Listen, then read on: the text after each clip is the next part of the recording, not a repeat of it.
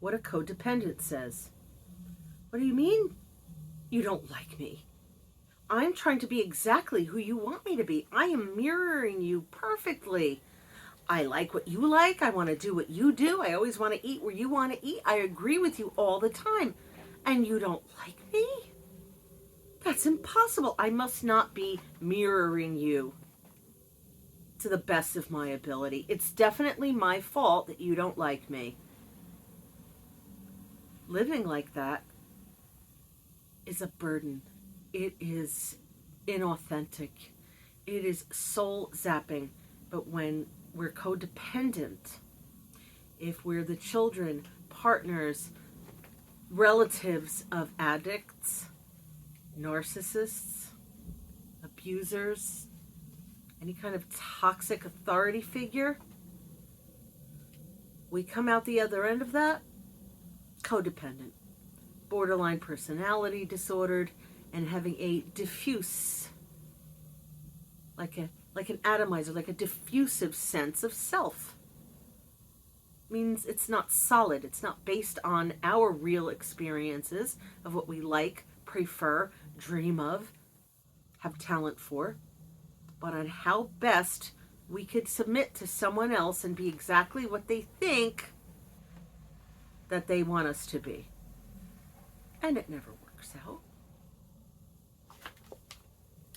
The courage to change, which is used in 12-step. I am myself in Al-Anon, being the daughter of addicts, misbehaviors, alcoholics, having survived narcissistic abuse from multiple individuals, being a recovering codependent.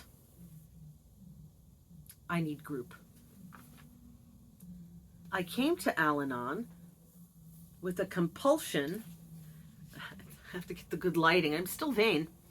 A compulsion to focus on other people.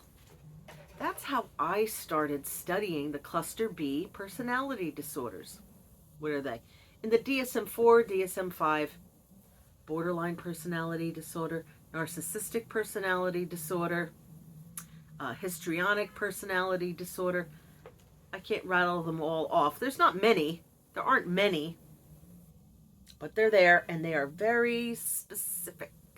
And having been on the receiving end of them, and having been the person who was behaving like a borderline personality disordered individual, I'm familiar with it. I could have had my master's in this particular set of personality disorders, issues, traits, whatever you call them these days. But I already had a master's in counseling psychology. What did I need another degree in it for? To do what? Treat patients? I'm the one who needs the help. Well, they need help, but they have to get their own help. I came to Al-Anon with the compulsion to focus on other people. Yes. Wasn't it terrible what they did? How can we fix them? I had a clear idea of how everyone should behave in every situation and felt very self-righteous when they didn't follow my rules of conduct. Just like I spoke about yesterday on my channel, Daughters of Difficult Mothers, about resentment always going along with codependency. Matter of fact, codependency can be called a disorder of compulsive resentment.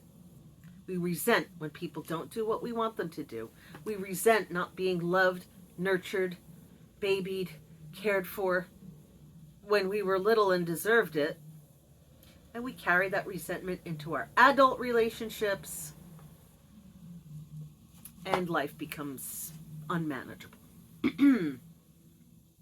When I realized that my own life was being neglected because all my attention was elsewhere, I had to make some major changes.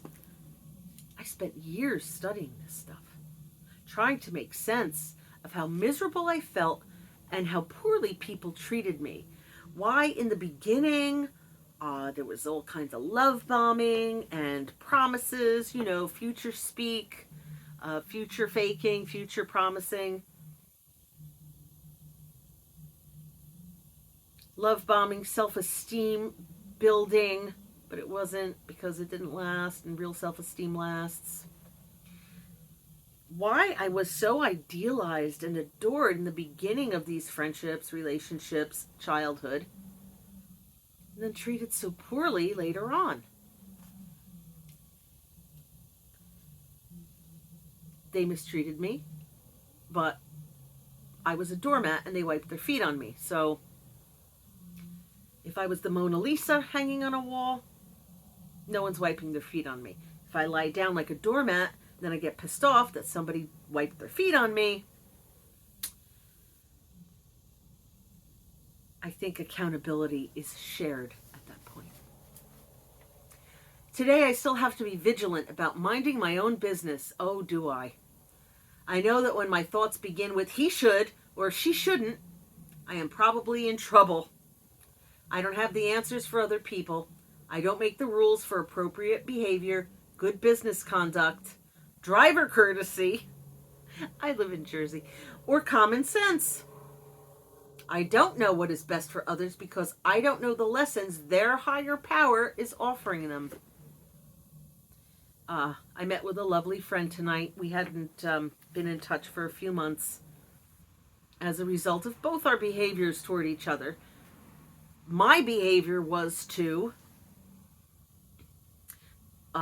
be manipulative, to try to steer things in ways I thought would be best for people, to try to obligate certain parties within the friendship by overbuying, overspending, overcaring, and then being furious when things didn't work out.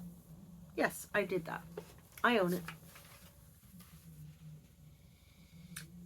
I don't know what is best for the higher power. I only know that if I'm caught up in what they should or should not do, I have lost my humility. I have also ceased to pay attention to myself. 9 times out of 10, I am focused on something or someone else to avoid looking at something in my own life. Yes, like how dead inside I am. How I have been neglecting my own schemes, dreams, and plans. It's always so much easier to attach oneself to somebody else's personality and talent, to try to lift them up and then guilt them when they don't do it back. I mean, I've been riding around that carousel for a while now. And I don't want to live like that any longer. I want people to want to hang out with me because I'm awesome, or they believe I'm awesome. Because we have a mutual enrichment. Not because I'm manipulating or they're using. It's new behavior, for sure. But that's what growing is. To learn is to change.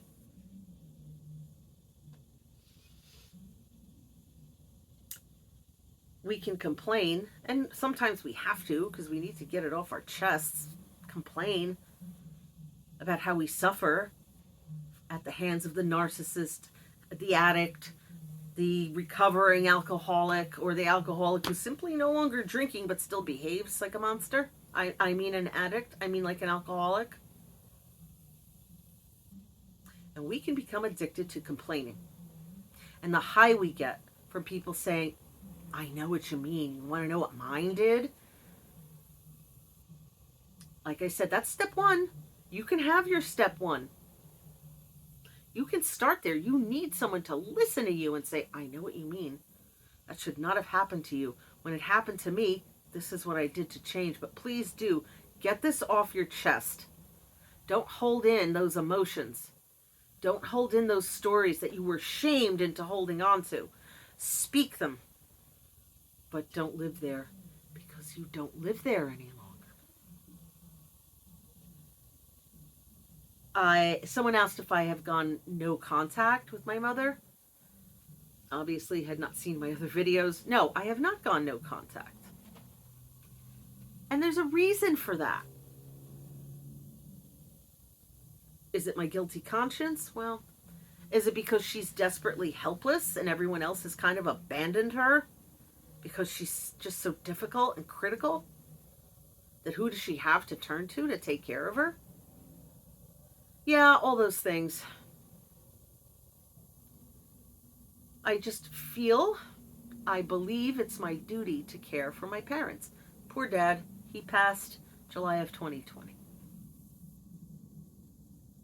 Mother still kicking at 99. She'll be 100 in September of 2023.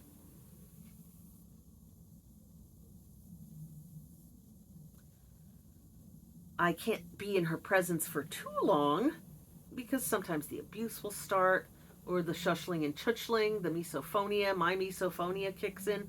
She taught it to me, by the way. That is learned. That is a learned disorder.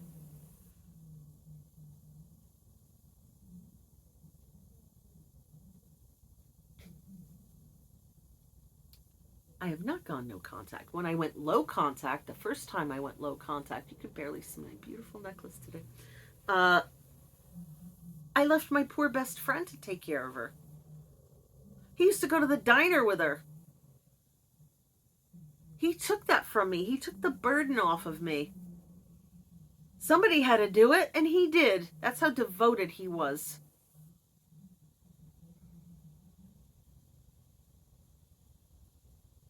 I miss my best friend. He died in September.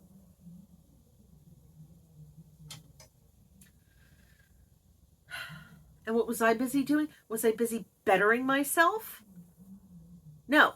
I was busy obsessing over another freaking narcissist.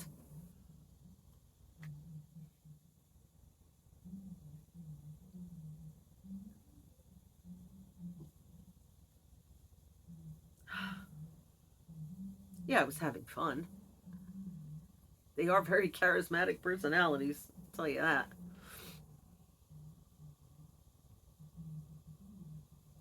So either I had to come up with a put her in a nursing home situation, which means I would have had to give up my childhood home, which I'm still trying to not have to do.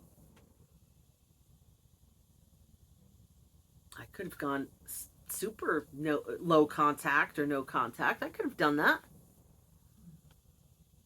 No, I want to keep the house. And I just feel like I can't abandon her.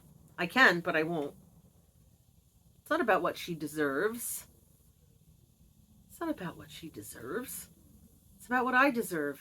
I deserve the peace of knowing I did everything I could to make her old age tolerable or even pleasant.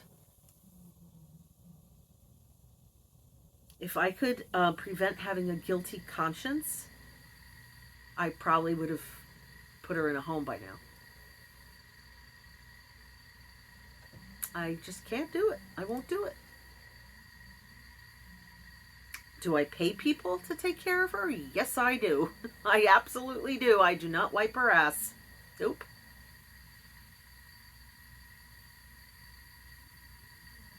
But I make sure she's cared for, things are orderly in the house, she has all the supplies she needs.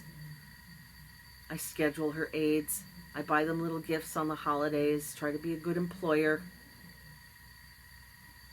I would love to get that income stream going and give them all a raise, because they deserve hazard pay.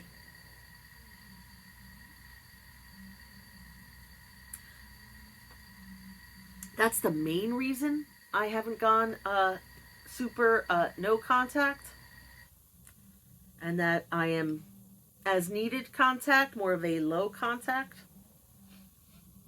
But there's a psychological reason as well, and that is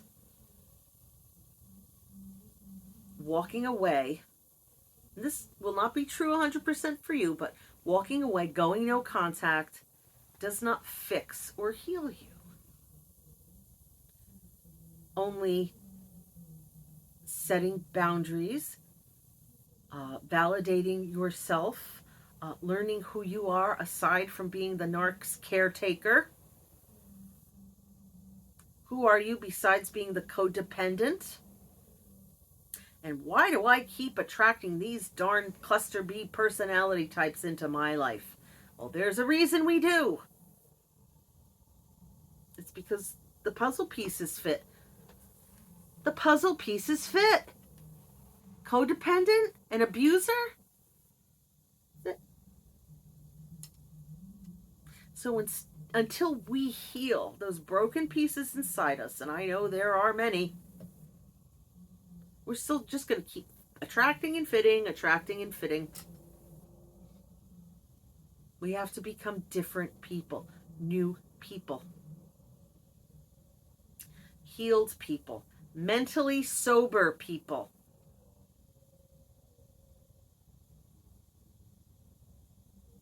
And cutting out the super narc, or the super alcoholic, or the super addict, or the super qualifier doesn't heal us.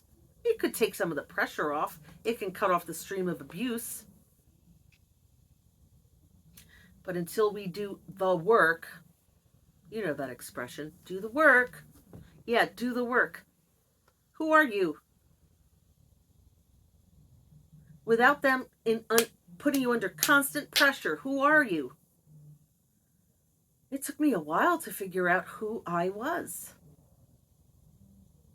And what does that mean?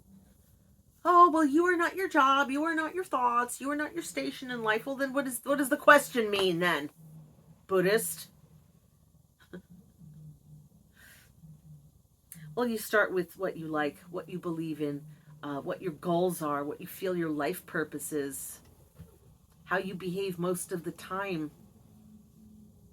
how you act on your beliefs. I mean, there's a few different categories of who am I.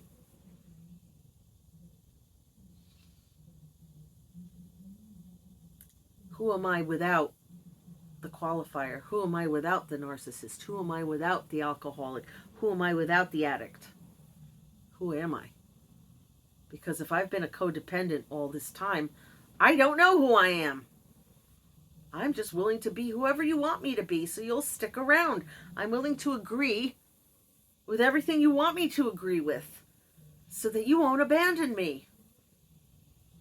But we get abandoned, especially for behaving like that, because we become unreal and we start tripping up, and we're just no longer a good, solid friend or solid person, because we're trying so hard to people please and be someone we're not. And we get discarded for it, or punished, or abused. So what's the solution? I don't know. There was a quote at the end of the Courage to Change. It's Benjamin Franklin. Clean your finger before you point at my spots. It's pretty funny.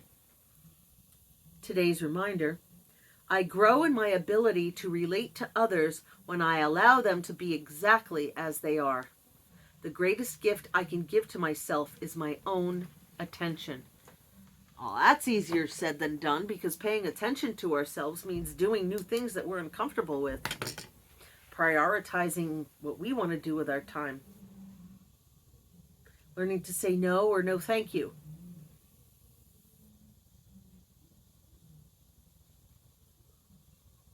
Making some sacrifices so we have time and energy to pursue that dream we never thought was possible. Well, guess what? When you hit the later end of your midlife, suddenly you get FOMO.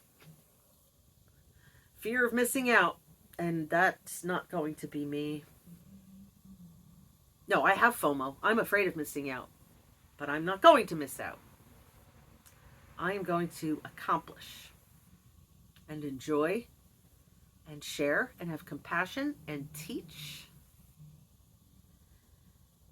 and try hard not to let her get to me. It's not like she can get up off the sofa. She's kind of trapped. She's couch locked. And not because she had some dank indica. Wonder if some CBD would calm her down. I've been using CBD here and there. I really like it, by the way. Full spectrum, excellent brand. I'm going to look into I use the cream. Good stuff. Hey, I should sell it on this channel. Okay. Please like, Subscribe and hit the notification bell. If it's a day I'm not making a video and you're wondering where's the next video, you'll get a notification that I did if you subscribe and hit the notification bell. Leave a comment, even if it's a heart or an Easter egg or a shamrock or a pumpkin, depending on what time of year you're watching this. And to do your best to figure out who you are, discover who you are, create who you are. And you'll have a much easier time not being bullied by that toxic person in your life. So pick up a copy of my book, Diary of a Fat Girl, How I Lost 140 Pounds, Overcame Binge Eating Disorder, and Learned to Love Myself After Weight Loss Surgery. Go on Spotify. I have a meditation there that is sure to put you to sleep. And all my social media, everything's down in the description of this video, so please find it there and be well. You are worth the effort. Take care.